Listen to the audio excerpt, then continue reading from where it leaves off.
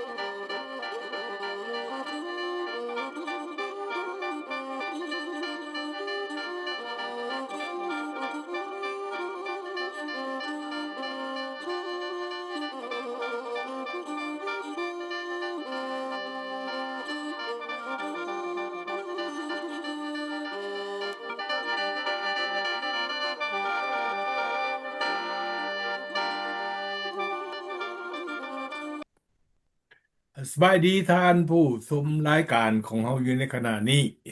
เป็นอีกเช่นเคยรายการที่ท่านชมอยู่ทาง YouTube และออกทาง Facebook เป็นห้องว่ารายการเจาะปัญหาซอกหาทางออกนำเสนอโดยองค์การพันธมิตรเพื่อประชาธิปไตยลาวจากสหรัฐอเมริกา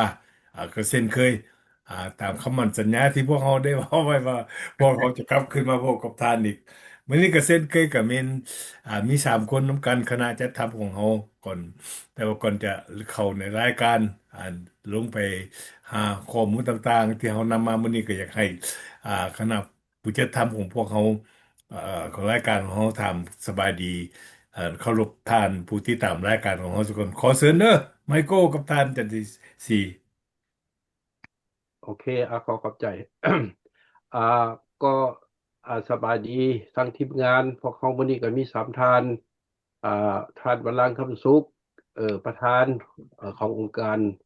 และก็ท่านยันทีมานิวันจากนอร์ทแคโรไลนาข้าพเจ้าไมโครเพียงดีจากเมืองซานดิเอโกรัฐแคลิฟอร์เนียและก็ขอสบายดีสมาชิกขององค์การพันธมิตรประชาธิปไตยลาวจากสหรัฐอเมริกา และพ่อแม่พี่น้องลาวที่ติดตามรายการสำหรับแรกมื้อนี้เฮาก็สิมีเรื่องราวมาสนทนากับพ่อแม่พี่น้องลาวเนาะเอาก็ส่งต่อให้ท่านเป็นสีเด้อขอขอบใจก่อนอื่นขอถามสบายท่านวรังค์คำสุขประธานพันธมิตรประชาธิปไตยในลาวจากสหรัฐอเมริกาสบายดีท่านไมโครเพียงดีรองประธานพันธมิตรประชาธิปไตยในลาวจากสหรัฐอเมริกาข้าพเจ้าชันศรีมณีวันอยู่รัฐนอร์ทแคโรไลนาสหรัฐอเมริกาขอถามสบายดีพ่อแม่พี่น้องลาวอยู่ภายในประเทศและอยู่ทุกมุมโลกนี้ที่ติดตามรายการเจาะปัญหาซอกหาทางออกขององค์การพันธมิตรประชาธิปไตยในลาวจากสหรัฐอเมริกาพวกเขาก็ได้นำข่าวมาสู่สายตา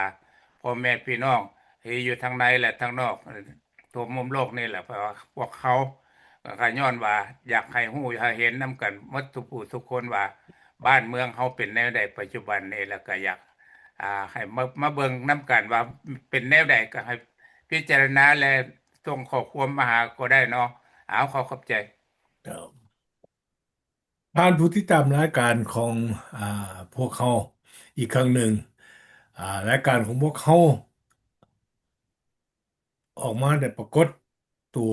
อยู่เป็นประจำนี่แม่นพวกเขาออกมานำเอา เอาความเป็นห่วงเป็นใยเอาข้อมูลต่างๆที่เกิดขึ้นอยู่ในสปปลาวภายใต้การปกครองของระบอบเผด็จการโดยพรรคประชาชนปฏิวัติลาวซึ่งขึ้นกับอำนาจมาแต่เดือนที่2 ธันวาคมปี1975 แน่นอนสภาพการของโลกเนี่ยวุ่นวายกันเต็มที่บ่แม่นอยู่ตั้งแต่ในอ้อมโลกนี่ในอ้อมโลกนี่ไม่ศึกสงครามต่างๆศึกตะวันออกกลางอยู่ยุโรปอยู่ยูเครนอยู่ในเอเชียของพวกเขาหลายๆประเทศที่มีการลุกฮือขึ้นเดินขบวนล้วนแล้วตั้งแต่เป็นการลุกฮือของประชาชนในประเทศที่ได้ถือกดขี่ข่มเหง อยู่ในสปปลาวของเขากับผู้มีการแตกต่างอย่างกันกับสภาพในสถานการณ์อยู่ในประเทศเอเชียต่างๆที่พวกท่านได้เห็นใน YouTube แล้วในประเทศอันอ่าศรีลังกาประเทศต่างๆที่ขับไล่ผู้นำเดินประชาชนลุกฮือขึ้นเดินขบวนขับไล่นายกหรือผู้นำของประเทศออกจากตำแหน่งเนื่องจากมีข้อหาว่าแบบบริหารประเทศบ่ถูกต้อง 50 ปีภายใต้การปกครองของระบอบเผด็จการอยู่สปปลาวชีวิตประชาชนบ่ได้ดีขึ้นเดี๋ยวนี้ประชาชนลาวหั่นอดทนบ่ไหวแล้วต่อไปแล้วต่อการกดขี่ข่มเหงข่มทุกข์ข่มยากประชาชนได้พากันตื่นตัวแล้วก็มีความกล้าหาญออกมาเปิดโปงความโซงให้การกดขี่ข่มเหงการขาดความยุติธรรมการ ละเมิดสิทธิมนุษย์นี่เป็นประเด็นสำคัญที่พวกเขาจะยกขึ้นมาเว้าเพื่ออย่างให้พ่อแม่พี่น้องประชาชนลาวในประเทศในรู้จักและก็เข้าใจว่าการต่อสู้ของพวกท่านนั้นมันโลกทั้งโลกนี่รู้จักและก็รับรู้โดยเฉพาะเลยแม่นพวกเขาอยู่ทั้งหลังหรือนอกประเทศนี่พวกเขาก็เป็นลาวคือกันเด้อ บ่แม่นเป็นคนต่างประเทศเด้ดังที่ภาครัฐเสียมสอนให้พวกท่านเข้าใจผิดพวกเขามื้อนี้ล่ะอยากขอฟังคำเห็นของท่านไมโครแพงดีและก็ท่านจะสิออกความคิดความเห็นกันว่าเป็นจังไดเกิดหยังขึ้นอยู่ในเมืองเราปัจจุบันนี้ในระบบภายใต้ระบอบเผด็จการนี่50 ปีแล้วขอเชิญท่านไมโครแพงดีโอเคขอขอบใจทานวันรักน้ำซุกเนาะพ่อแม่พี่น้องลาวมื้อนี้เฮาก็มาพบกันคือเก่าเนาะจากรายการพวกเฮา อ่าเจาะปัญหาซอกหาทางออกจากทั้งองค์การพันธมิตรประชาธิปไตยในลาวจากสหรัฐอเมริกาพวกเขาก็ดำเนินมาเป็นปกติเนาะสำหรับแรงมื้อนี้เขาสิมาเว้าเรื่องความตื่นตัวของประชาชนลาวเฮาเบิ่งแล้วเดี๋ยวนี้นี่ปรากฏว่า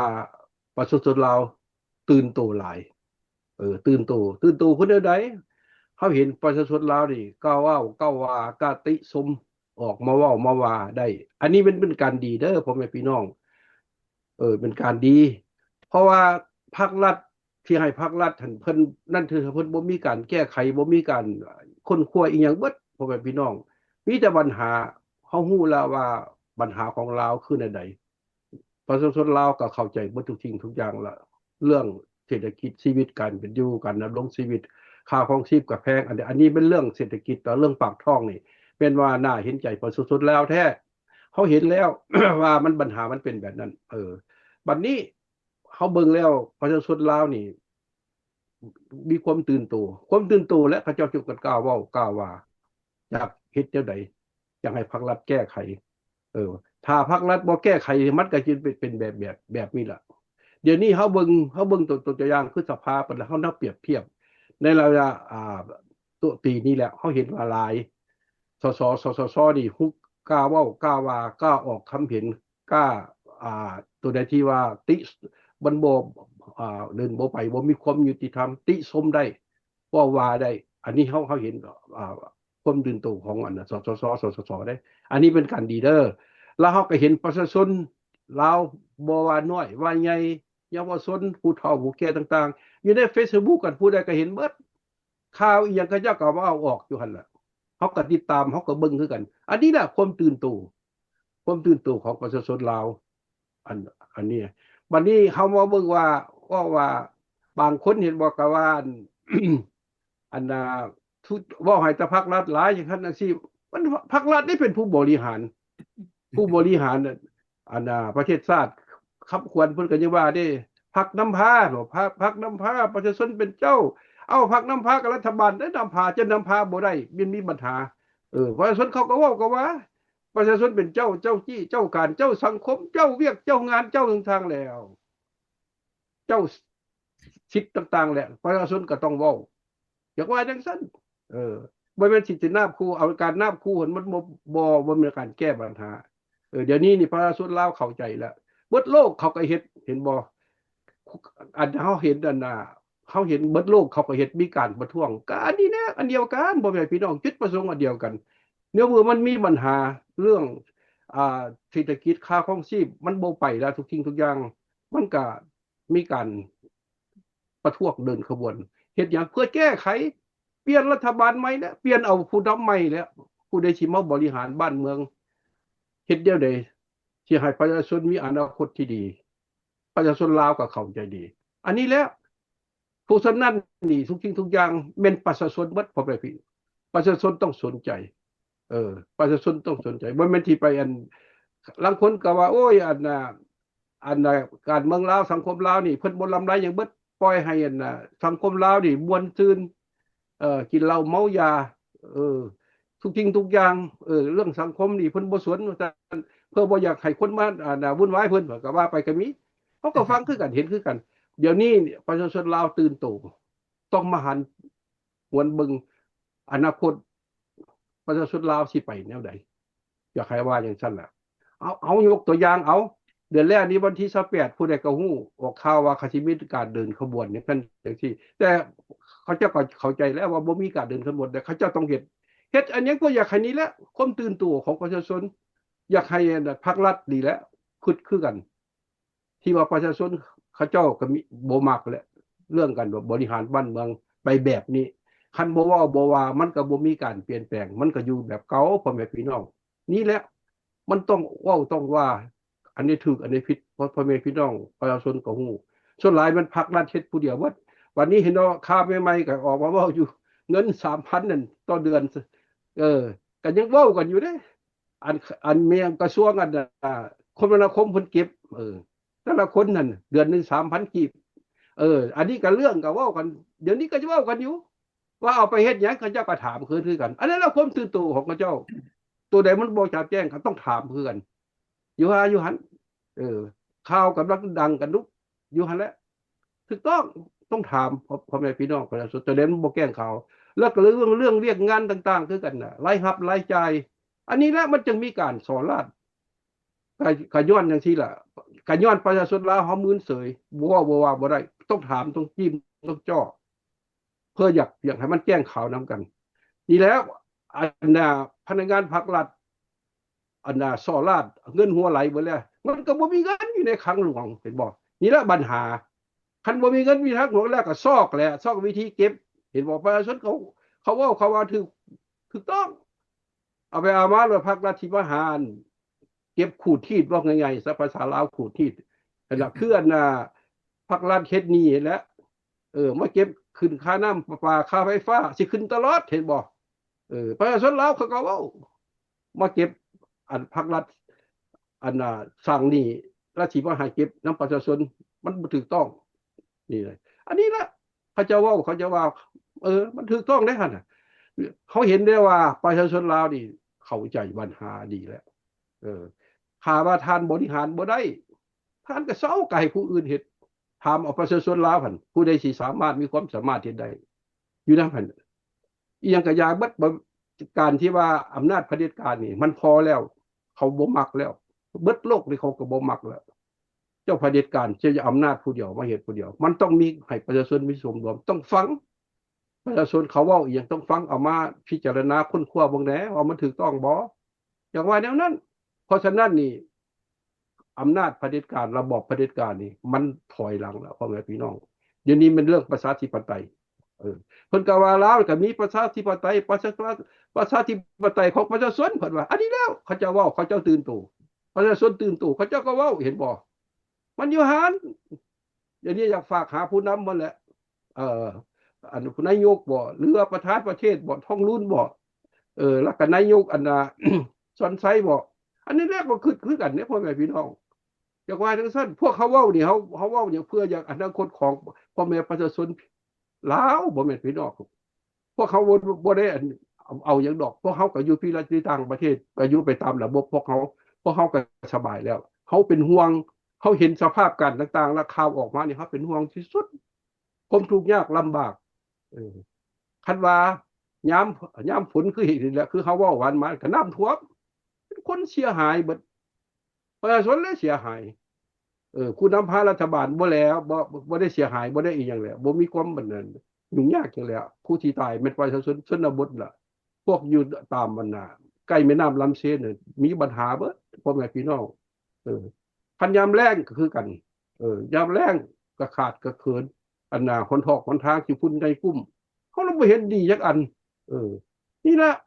เขาเว้าเพื่ออยากให้รัฐบาลลาวนี่แล้วเฮ็ดแนวใดมีแก้ไขเปลี่ยนแปลงให้มันดีขึ้นที่บริหารบ้านเมืองให้ประชาชนอันน่ะมีความสุขได้มีความเจริญได้ให้อนาคตที่ดีเขาเว้านี่จากว่าจังซั่นเด้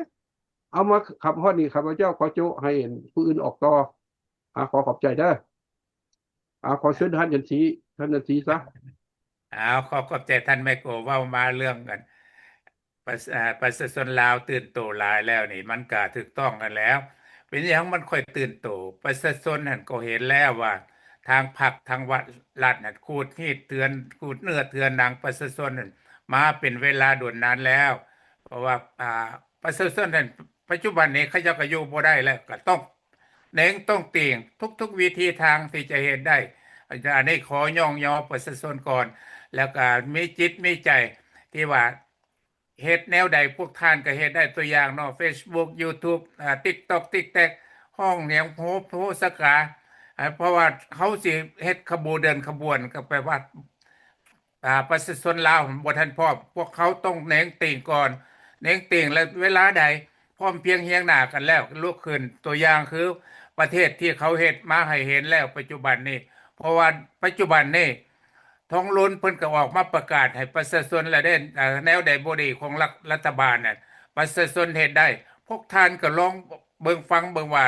ประธานประเทศออกมาแนวนั้นถ้าพวกท่านเห็นแล้ว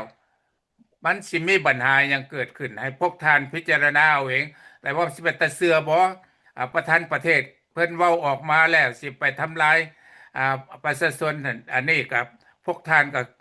พิจารณาเบิ่งว่าถ้าว่าเป็นความจริงแท้แต่ว่าพวกท่านต้องนำหลักฐานนำนั้นขึ้นมาแล้วก็พวกท่านต้องกล้าเว้ากล้าว่าถ้าว่าพวกท่านพร้อมเพรียงเฮียงหน้ากันแล้วปัจจุบันนี้อยู่ในสภาอยู่ในอย่างเขาเจ้าก็มีความกล้าหาญเว้าเรื่องรัฐบาลความเสียหายต่างๆกันมันเกิดขึ้นแนวใดเขาเจ้าก็เสนอไปแล้ว ตัวอย่างปัจจุบันนี้พระที่ฮักเสื้อแพงชาติฮักประเทศชาติเพิ่นก็ออกมาเว้าคือกันเด้ออันพ่อแม่พี่น้องลาวอยู่ภายในประเทศมีพระที่เว้ามาแต่บ่อยากเอ่ยชื่อเพิ่นอันนี้ผู้เพิ่นเว้าเพิ่นก็มีอยู่ในประเทศลาวพุ่นล่ะพวกท่านคงจะเห็นอยู่เพราะว่าพระที่ว่าฮักเสื้อแพงชาติฮักประเทศชาติว่าทั้งพรรคทั้งรัฐเฮ็ดบ่ถูกต้อง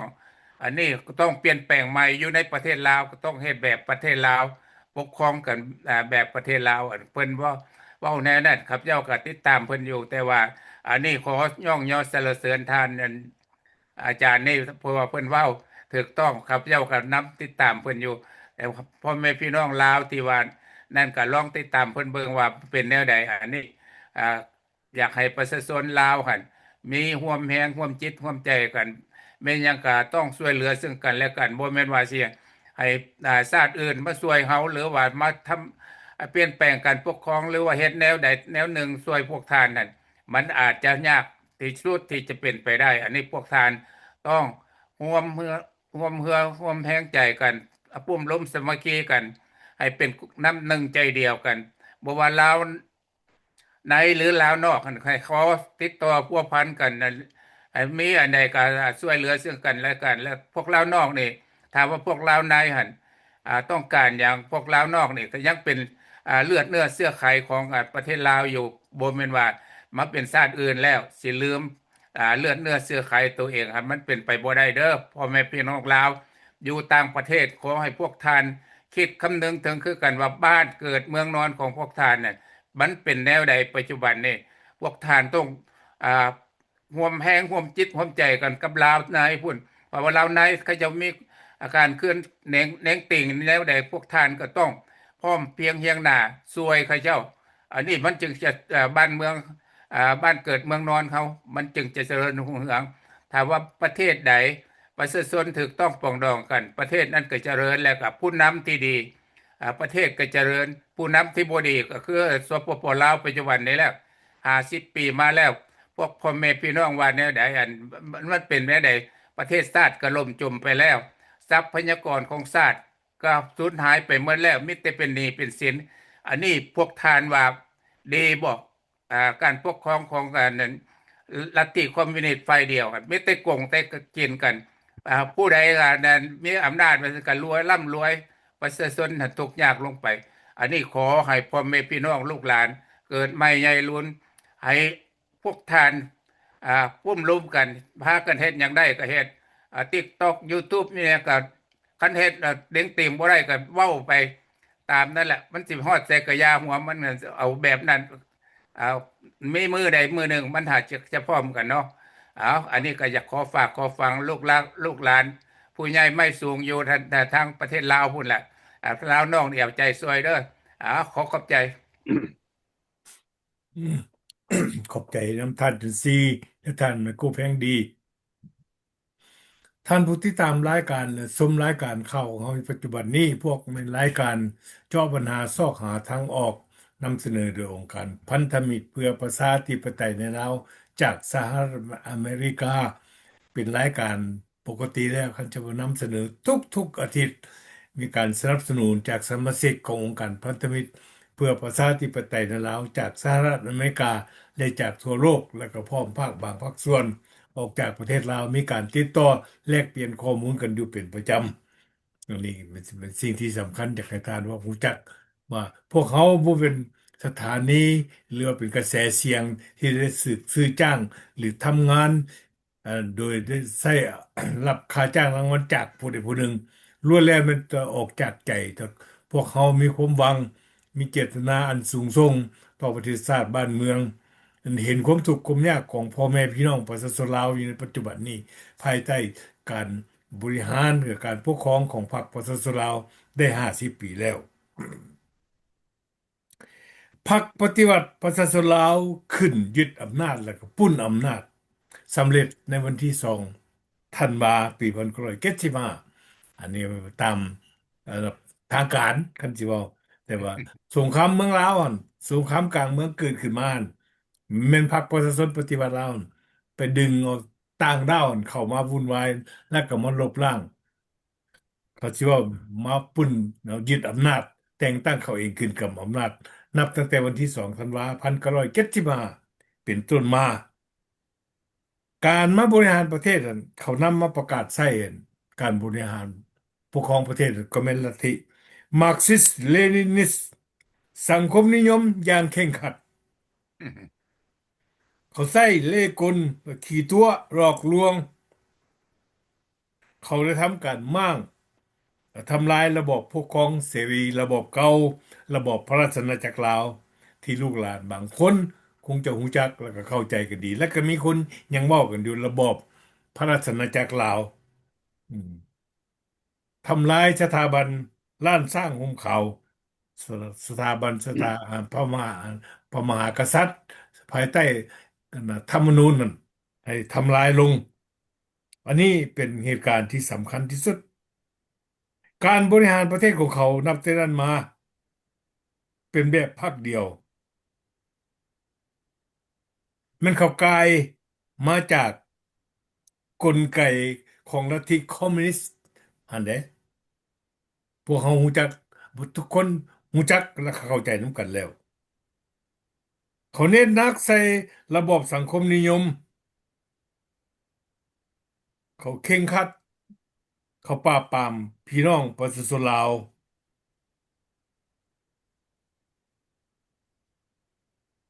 ลัทธิดังกล่าวหั่นนะเขาได้เรียนรู้แล้วก็ถูกสั่งสอนและเสียมสอนถ่ายทอดให้สืบต่อกันมาเขาว่าเป็นลัทธิตามการเรียนของเขาอันประเสริฐเออเป็นลัทธิอันนี้หั่นมีความเที่ยงธรรมเสมอภาคทั้งสังคมมีความก้าวหน้าสูงนำความเจริญรุ่งเรืองมาสู่สังคมประเทศชาติลาวของเรา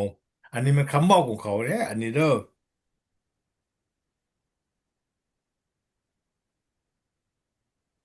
สิ่งดังกล่าวที่เขาประกาศวันนี้ก็เขาว่าเขาเสียมาปฏิบัติ50 ปีแล้วบ่เห็นมีอย่างเกิดขึ้นจักแนวเลยนี่แหละเป็นต้นตอที่พวกเขาอันนำมาเว้ามาแลกเปลี่ยนความคิดความเห็นกันในมื้อนี้ได้เห็นใจและเข้าใจพี่น้องประชาชนลาวอะเดี๋ยวนี้กำลังใช้สื่อมวลชนนี่ YouTube นี่ Facebook นี่ทุกสิ่งทุกอย่างกันเรียกร้อง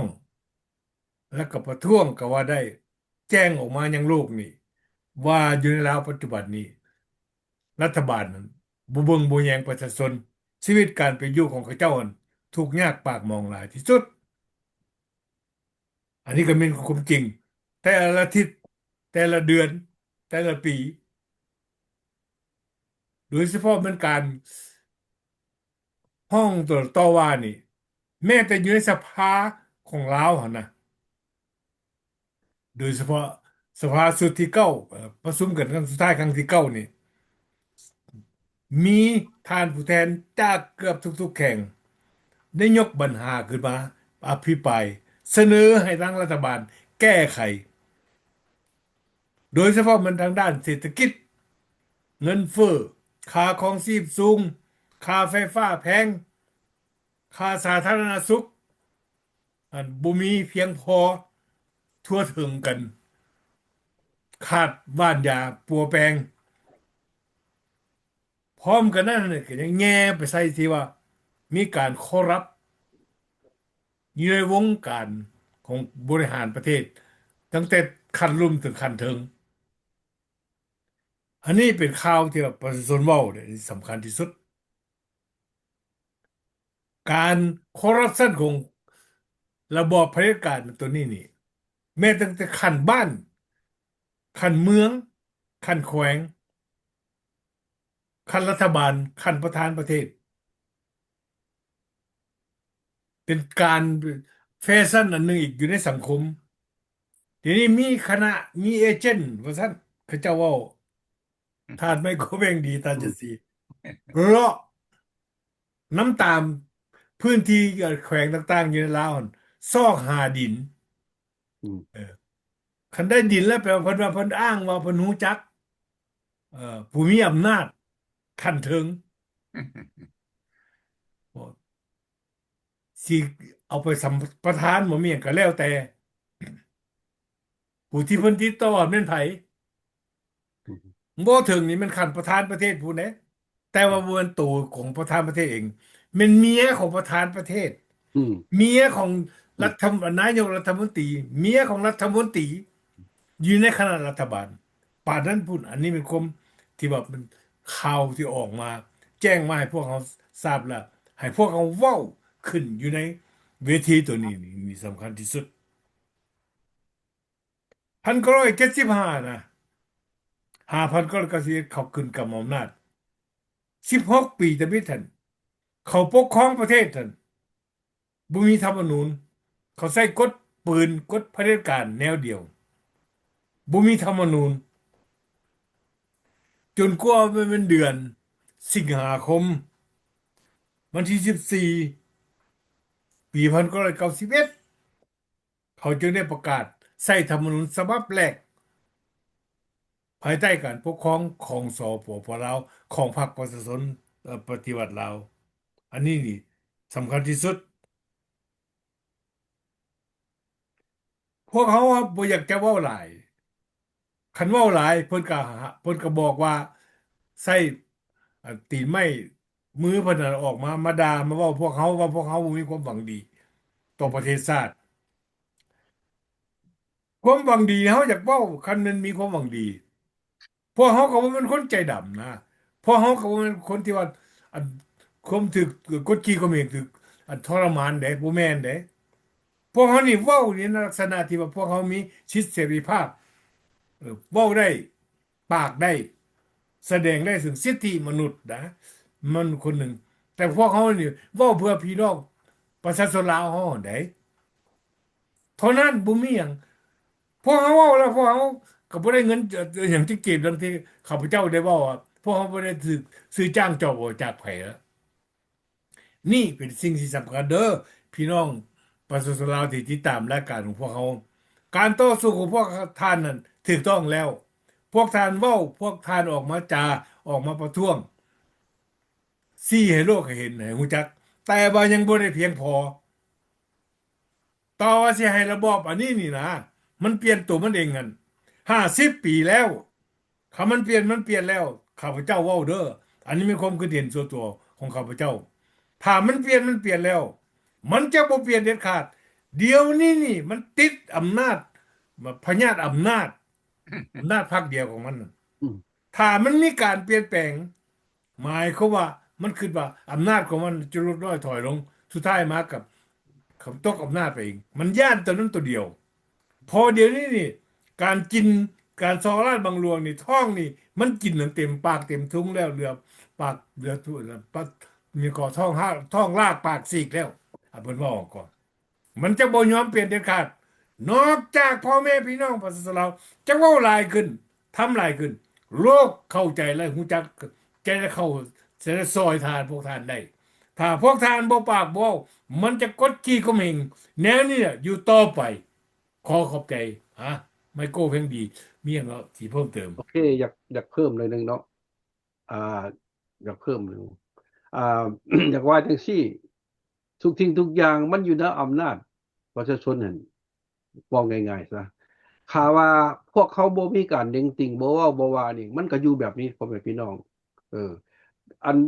คันจะเว้าแล้วเนาะมันยากอยู่นํการปกครองแหละเพราะว่าระบบการปกครองของอันสปปลาวมันเป็นระบบพรรคเดียวไปก็ฮู้ล่ะระบอบเผด็จการคันบ่เผด็จการแล้วประชาชนหรือผู้ใดสิเว้าหยังมันก็บ่ฟังมันเอาแต่แนวคิดของพวกคณะรัฐบาลหรือคณะกลุ่มการเมืองนั่นล่ะอยู่หั่นล่ะมันอยู่คนเป็นแบบนี้ เพราะฉะนั้นหลักสิแก้ไขยังมันก็แก้ไขบ่ได้พ่อแม่พี่น้องมันขัดกันอยู่ระบอบการปกครองมันการเมืองนั่นแหละเฮาต้องเปลี่ยนระบบอันนี้ให้มันได้เปลี่ยนอันนี้ให้มันได้อันบัดนี้คันที่เปลี่ยนอันนี้ได้ก็ได้ก็นี่แหละประชาชนนี่แหล้วเบิ่งตัวอย่างที่เขาเฮ็ดอันน่ะอ่าต่างประเทศบอกง่ายๆคือในป้านนั่นแหละเขาจะก็เปลี่ยนเบิดเห็นบ่เปลี่ยนคณะรัฐบาลเปลี่ยนอันใหม่เบิดหาเอาประชาชนเลยเป็นผู้ชอบเลือกตั้งเอาขึ้นมาเห็นผู้ใดเหมาะสมเอามาเฮ็ดอันนี้แหละหาเอาผู้ใดที่ว่ามีความสามารถมาเฮ็ดได้มาบริหารบ้านเมืองนี่ได้แล้วก็ต้องเปลี่ยนระบอบเพราะว่าระบอบนี้นะมันบ่เจริญมันพวงดึงมันให้อำนาจเข้าผู้เดียวนี่แหละการสอราชบึงหลวงนี่มันขึ้นมาหยังเกิดมันอาญาสิทธิ์ด้านอำนาจเมื่อเจ้ามีอาณาสิทธิ์มีอำนาจมีตำแหน่งแล้วก็ผู้ทางเฮ็ดแล้วเพราะฉะนั้นการสอราชบึงหลวงนี่มันบ่สิ้นสุดการซื้อจ้างจกอ้อยก็บ่สิ้นสุดก็ย้อนอย่างระบบการเมืองระบบการปกครองระบบเวียกงานบริหารมันเป็นแนวนั้นมันเกื้อกูลกันมาตลอดอันนี้น่ะสิเว้าง่ายๆกันระบบเกื้อกูลระบบเกื้อกูลมันเป็นจังซั่นเบิดเพราะฉะนั้นนี่มันบ่มาถึงเบิดพวกที่ได้ความสะดวกก็มีแต่พวกที่มีอำนาจพวกเจ้าพวกนายพวกอำนาจพวกการปฏิวัติมันอยู่หั่นอันนี้มันแก้ยากไปในตัวเด้ผมว่าพี่น้องคันแก้ยากไปในตัวแล้วคันเฮ็ดไปแล้วมันก็บ่ก้าวหน้าผลสุดท้ายเนี่ยผลสะท้อนก็แม่นประชาชนเบิดนี่ล่ะชะตากรรมอนาคตของประชาชนลาวแม่นกันเรื่องอำนาจการปกครองของภาครัฐนั่นล่ะระบบอันนี้ระบบอันนี้บ่แม่นระบบบ่ขยายตัวแล้วก็ระบบบ่ก้าวหน้าเขาทิ่มเบิดแล้วเขาเปลี่ยนเบิดแล้วอยากว่าจังซั่นมันต้องเอาคนที่ว่าตามสภาพการคือการศึกษาคือกันเขาก็เบิ่งได้สภาพการคุมื้อนี้การศึกษาเขาก็เปลี่ยนไปเลยเฮียนอันใหม่ไปเลย แล้วก็เบิ่งดูเรื่องเทคโนโลยีเขาก็เปลี่ยนไปเลยแนวคิดเขาก็เปลี่ยนไปเลยมันจึงก้าวหน้าบ่แม่นสิเอาระบบเก่ามาเว้ามันบ่ไปจักเทื่อเออแต่เพิ่นก็ยังเรียนคือกันเห็นบ่ข้าพเจ้าก็เคยเว้าอยู่ดอกอาทฤษฎีมักทฤษฎีอันเป็นภาษาเวียดนั่นเพิ่นว่าเวิร์ดจัดล้วนๆไทยโดยว่าฟัดเจียนเพิ่นว่าก็ได้เรียนกันหมดอันเนี้ยสัจวิภพสัจวิภาคนะยามใดมันก็มีการเปลี่ยนแปลงและขยายตัวของมัน อันนี้การเมืองลาวเรียนได้เรียนบัดผู้นำลาวนี่เรียนมาจากฮานอยจากเวียดนามมันอันเดียวทฤษฎีกันเนี่ยนี่ล่ะเฮามาเบิ่งสภาพการบ่แม่นสิว่าเอาเก่ามันต้องมีการเปลี่ยนแปลงบัดการเปลี่ยนแปลงมาได้คือเรื่องนี้แล้วเรื่องแนวคิดการนำพานี่แล้วมันขดายแบบมันสิขยายตัวมันสิอันก้าวหน้ามันต้องเฮ็ดแบบนั้นพ่อแม่พี่น้องบ่แม่นสิว่าแต่อันเก่าแล้วก็บัดนี้มันมาคาอยู่บนว่าอำนาจนี่แหละมันอยากเฮ็ดคนมันก็อยากเฮ็ดอยู่แต่มันอำนาจบัดนี้อำนาจบ่อำนวยบ่เฮ็ดให้มันก็สุดท้ายมันก็มาคาอยู่การปกครองการเมืองระบบมันเป็นแนวนั้นนี่แหละเพราะว่าระบบอันนี้นี่มันมีแต่เอาแนวคิดไปรวมศูนย์ผู้เดียวแต่ใครจะพวกกันเฮ็ดกลุ่มนั้นเฮ็ดมันบ่มีฝ่ายค้านหรือบ่มีฝ่ายที่ว่ามาเสนอแบบต่างๆมันจึงบ่ก้าวหน้าหั่นล่ะมันจึงค่อนมีการนั่นเขาฮ้องว่าคือประเทศที่เด็กเขาเจริญเห็นบ่เขาเฮ็ดอย่างน้อย2พรรคหรือหลายๆพรรคเพราะหยังเพื่อกันมีการความคิดความเห็นการทวงดึงอำนาจแล้วก็ต้องฟังห่างเสียงอย่างว่าในซั่น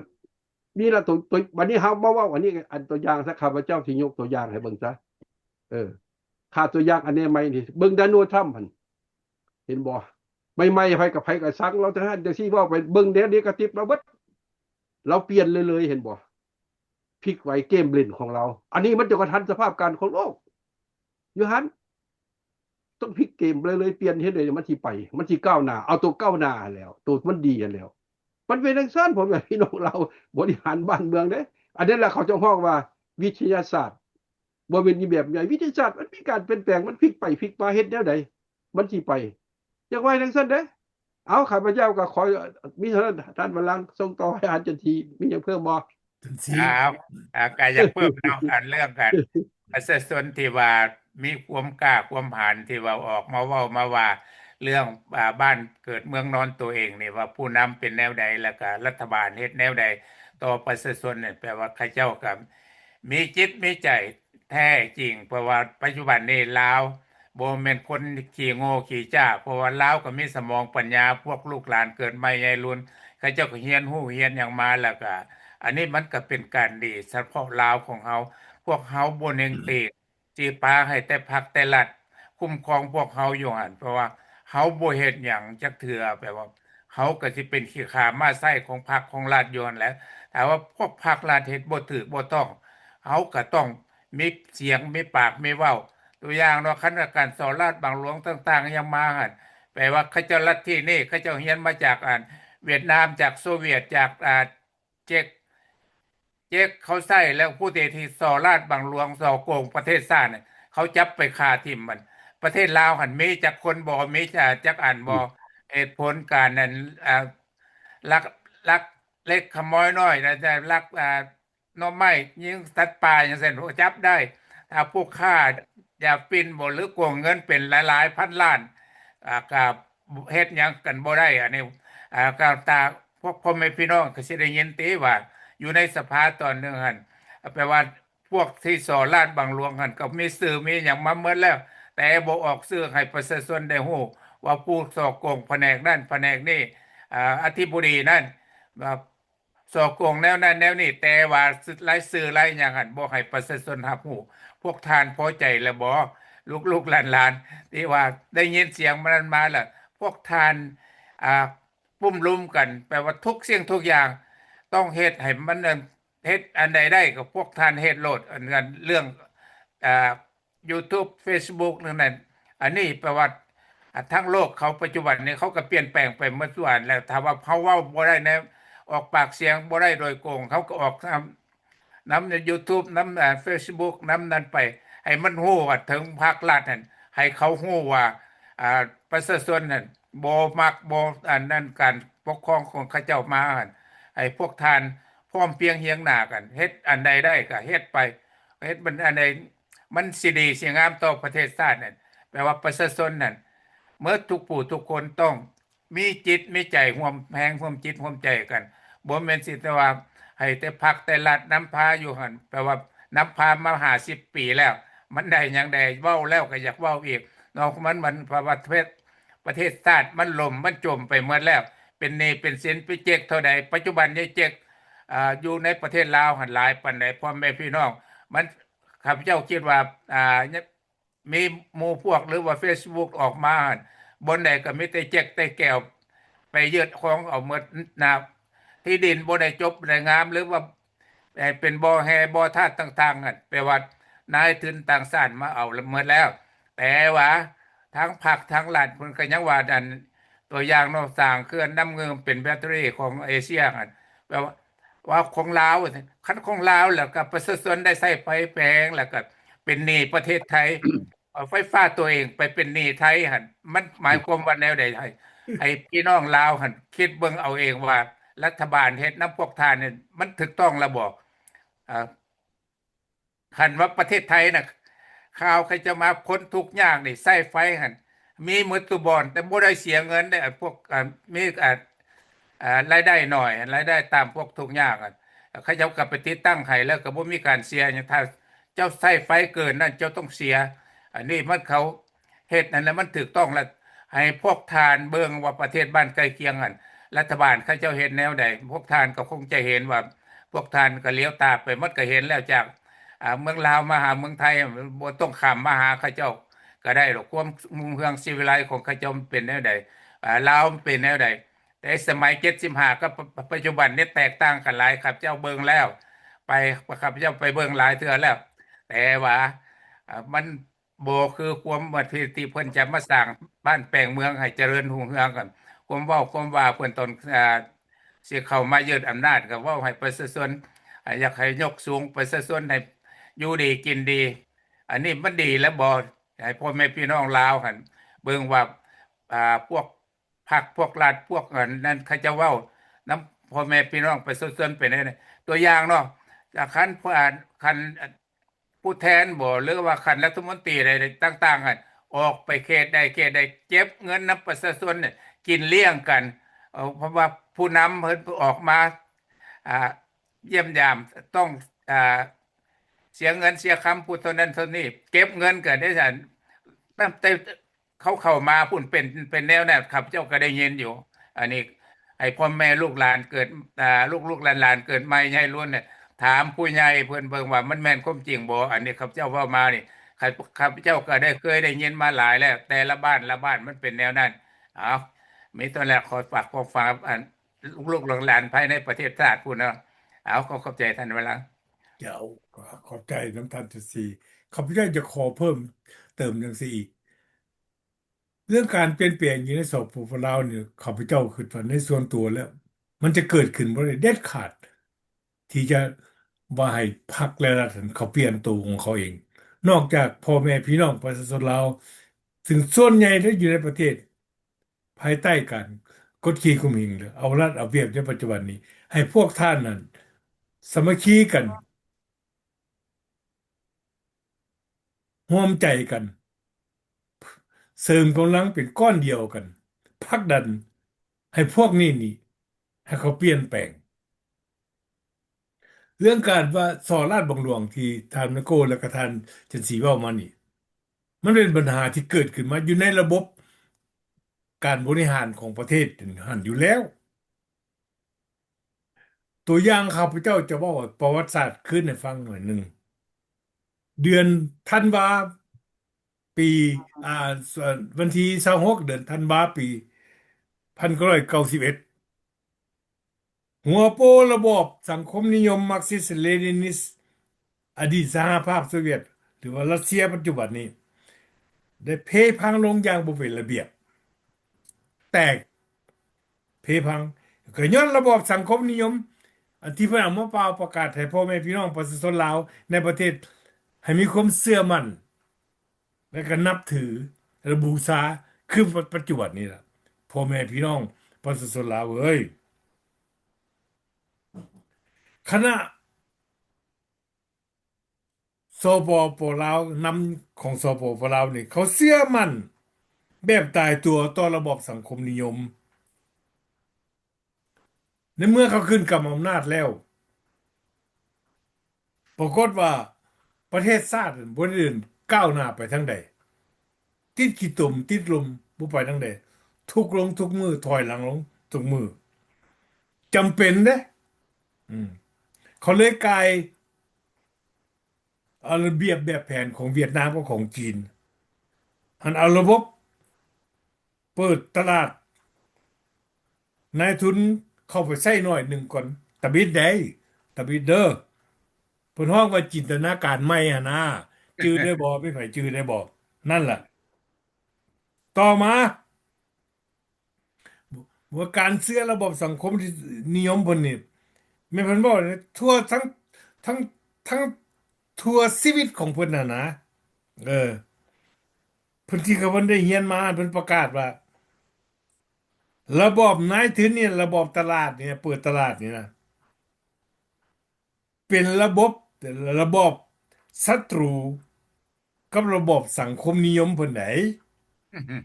อยู่นำกันบ่ได้เพิ่นว่าอยู่นำกันบ่ได้โอ้ยเพิ่นถึงทองหลายไผก็สิจื้อได้เด้ออันนี้เด้อเนื่องจากว่าโซโปปเราปกครองเนี่ยแบบระบบเผด็จการนั้นตลอดมาแต่เพื่อข้ามผ่านวิกฤตการปกครองอันก็เพิ่นได้เปิดเอาระบบเศรษฐกิจนี่เข้ามาคันได้เปิดเอาเศรษฐกิจนี่เข้ามาแล้วบัดนี้อยากมีแล้วบัดนี้นะมันเปิดต้นต่อสำคัญตับอิดกับเงินนายทุนล่ะว่าการสอราดบางดวงนี่ผิดล่ะคันเปิดนี่ต้องมีสอราดบางดวงขึ้นมาแต่ว่ามันบ่เป็นซั่นเงินช่วยเหลือล่าหรือเงินช่วยเหลือที่ว่ามีขีดดอกต่ำอะนะเป็นจำนวน100 ล้านพันล้านที่ส่งเข้ามาทางภาครัฐท่านขั้นถึงขั้นสูงของเพิ่นนั่นในวงแคบของขั้นสูงของเพิ่นก่อนเด้อได้แบ่งปันกันเด้ยักยอกเอาเงินนั้นมาเป็นของตัวเองแต่ว่าเมื่อสภาพการซอราดบังหลวงอยู่ในวงในของพรรคอันนั้นขั้นสูงของภาครัฐนั่นเผยแพร่นะเป็นเรื่องแตกหักออกไปเผยแพร่ออกไปมันทั้งคันลุมนี่มีการเว้าจากันอย่างนักจนสิแตกจนสิกรรมกันไปอยู่เมื่อเป็นสภาพดังกล่าวหันทั้งขั้นสูงนั้นบ่สามารถที่ว่าปกปิดอยู่ต่อไปบ่ได้แล้วเพิ่นจะตกลงกันเด้อในภาครัฐมีนโยบายเพิ่นว่านะอนุญาตให้ใช้วิธีนี้ให้ขั้นต่อมาลุมต่อมาให้ใช้เป็นประโยชน์ใช้หยังใช้สิทธิ์อำนาจในตำแหน่งของพนักงานของภาครัฐนั่นนะทุกขั้นตอนเริ่มแต่ขั้นบ้านขั้นเมืองขั้นกระทรวงพุ่นละทุกกระทรวงทุกแผนกต้องถึงขั้นผู้นำประเทศท่านจื้อได้บ่ได้เห็นหนังอินเดียภาพยนตร์อินเดียทรายเพิ่นได้ปล่อยผีน้อยออกจากแก้วตูแก้วนะ from the genie นะ you let go the genie from the bottle ท้ายสุดมาผีน้อยบ่คืนเข้าในแก้วได้เลยการโซราดบังหลวงมันก็เลยเป็นของธรรมดาเป็นประเพณีวัฒนธรรมไปเลยนี่ล่ะพ่อแม่พี่น้องประชาชนลาวเอ้ยข้าพเจ้ายกตัวอย่างนี้ขึ้นให้ขึ้นว่าสิไปล้อท่าให้ภาครัฐหั้นนะเปลี่ยนนโยบายก็เขาบ่เปลี่ยนดอกเขาบ่เปลี่ยนเด็ดขาดเพราะว่าเขากินอิ่มแล้วเขาก็ลุกยากเมื่อก่อนเขาอยู่ในถ้ำเลิกๆอยู่ทางภาคเหนือของลาวอยู่ซ้ำเหนือแล้วฟองสลี เดี๋ยวนี้นี่เขาเข้ามาอยู่ในเวียงจันทน์แล้ว เขาได้ขี่รถฟรีน้ำมันฟรีใช้ไฟฟ้าฟรีเขาได้กินข้าวแซ่บแล้ว เขาลุกบ่ได้แล้วเขาลืมแล้ว อันนี้ก็เป็นคำเดี๋ยวฟ้องคันสิเว้าแล้วก็คำประท้วงของประชาชนอยู่ในเขตแข่งไกลกันดารตัวอย่างเขตเสกองผู้แทนของต่างหน้าแข่งเสกองได้เสนอในสภาว่าเรื่องปิ่นปัวพญาตินี่ คือจังหวะประกาศว่าให้เฮ็ดฟรีบัดไปเรียบร้อยแล้วผู้ทุกข์ผู้ห้างเมียงเสียค่าฟรีค่าบริการนั่นค่าธรรมเนียมมัน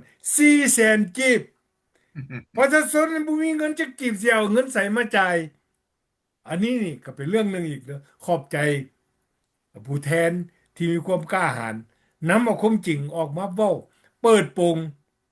ให้โลกและให้ประชาชนลาวรู้จักนำกัน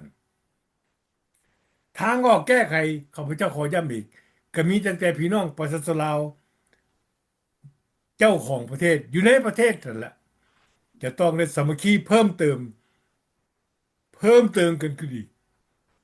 เพื่อใช้ความกดดันให้พรรครัฐนั่นให้มีการเปลี่ยนแปลงไปในทางดีมันสิเปลี่ยนแปลงไปเป็นระบอบอย่างกระยามันขอแต่ให้มันหับไส้ประชาชนนั่นนะพวกเขาก็ดีใจอยู่ข้างนอกนี่ก็เท่านั้นพวกเขาบ่มีความคิดสาริษยาอย่างดอก พ่อแม่พี่น้องประชาชนลาวเด้อมันที่เป็นคอมมิวนิสต์เป็นอย่างกระตามมัน แต่ว่าเป็นคอมมิวนิสต์นี่ มันมีคนของเขาใช้ YouTube เพิ่นเป็นอินฟลูเอนเซอร์ YouTube บอกว่า เพิ่นไปสหประชาชาติอยู่ UPR เพิ่นประกาศว่า รัฐบาลลาวใช้เงินงบประมาณเลี้ยงเด็กน้อยตอนกลางเว้น อืม อินฟลูเอนเซอร์ว่าอันนั้นบ่มีมูลความจริงข้อยก็ได้เมืองลาวอยู่รัสเซียเด้อนี่ผู้นี้น่ะเว้าอยู่รัสเซียได้ ปรากฏว่ามีแต่บ้านสองบ้านเท่านั้นเฮ็ดบ่มีเบิดทั่วประเทศ ผู้นี้ออกความเห็นว่า ถ้ามันบ่มีความจริงสิไปตัวหยังชาวโลกเขาถามข้อย อืม แม่นบ่ท่านแม่นก็แพงดีท่านจะสิได้เบิ่งว่า YouTube ตัวนี้คันถ้าสิเป็นคอมมิวนิสต์แท้น่ะต้องบ่ตัว